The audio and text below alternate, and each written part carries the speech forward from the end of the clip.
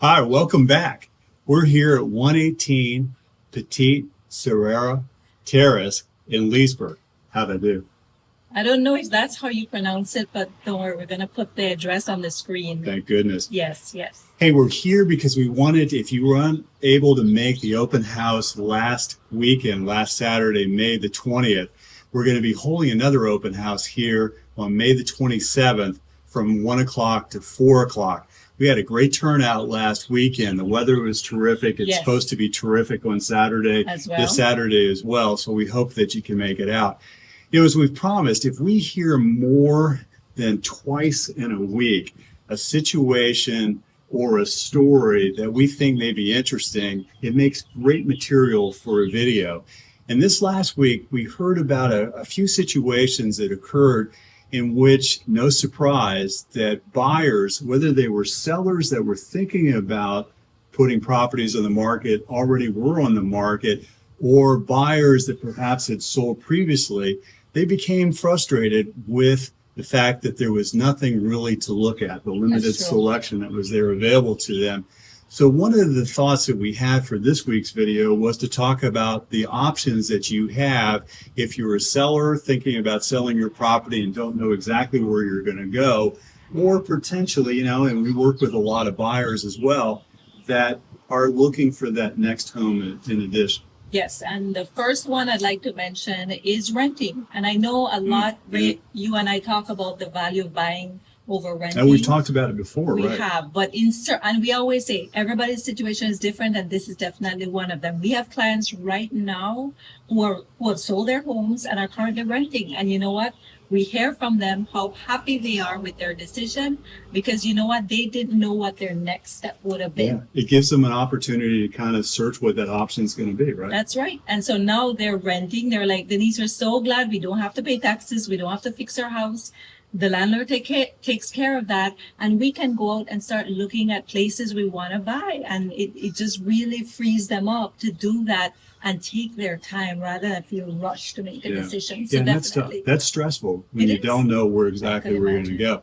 If you do decide that selling is that best option and then buying again after that sale, there are some techniques we have found in the negotiating process, especially as a seller, that would probably be a benefit. One of those that we've seen, because the sellers in the short inventory, and the sellers really have a lot more, if you will, leverage or ability to kind of create the final terms of a sales contract, is to delay settlement, have settlement extended out a little further. Typically, we see settlements in this marketplace between about 30 and 45 days. But one of the suggestions that we make is extend that settlement out a little further. Certainly if it works with the buyer's schedule, Yes. maybe a 60-day settlement, maybe even a 90-day settlement Correct. is a great way to give you some time to look for your next home.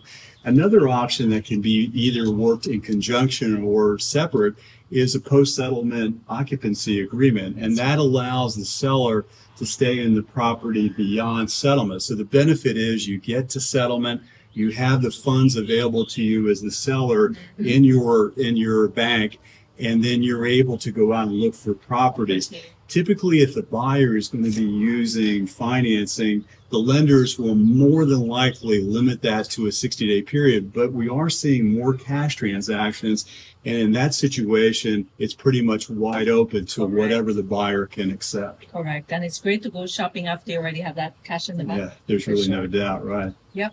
And the other one I wanted to mention, and it's so funny, I just got a text literally like half hour ago. Same situation.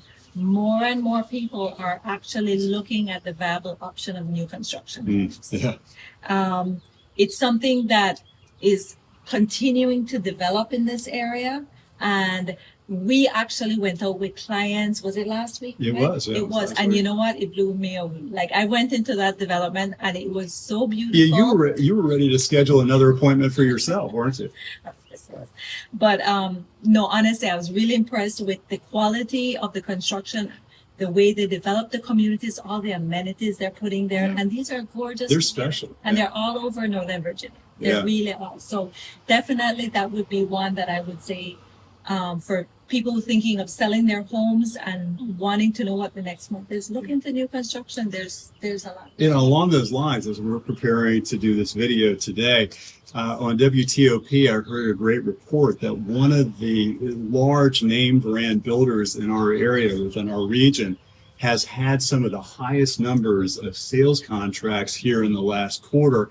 And a lot of that credit is due to, again, sellers that don't know where they're going to go, but yet they, in the limited inventory, but they're able to commit to new construction, find that property that they're going to, find the next chapter in their lives. And they're able to make that commitment there, know where they're going to go, and then be able to sell their home. And also with the buyers. And in this particular situation, with the multiple offers, the escalation clauses, the fact that many appraisals are now being removed from these sales contracts, we found that our buyers are having to come to settlement with a lot of cash that may be above the appraisal. And we've talked about that in the past too, that, the obligation of the purchaser is to meet the sales price regardless of where that appraisal comes in. So it gives them, both sellers as well as buyers, a lot more, selection to choose from, and you can pretty much build those the way that you want them. That's what our folks did last week. And brand new home, nobody ever lived there before. You don't have to worry about a roof that possibly is going to leak in the next 2 years or anything like that. Yeah, so true.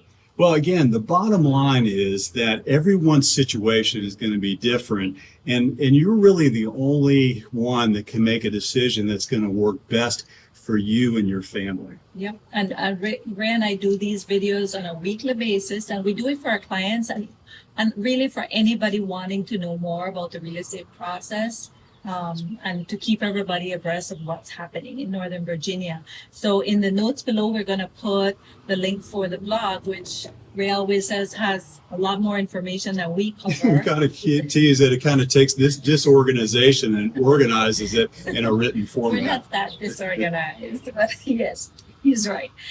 So all of that below, please make sure to subscribe. That way, whenever the videos come out on a weekly basis, you'll be the first to know. Well, thank you again for tuning in, and we hope that we've been able to give you some valuable information. That's right. See you soon.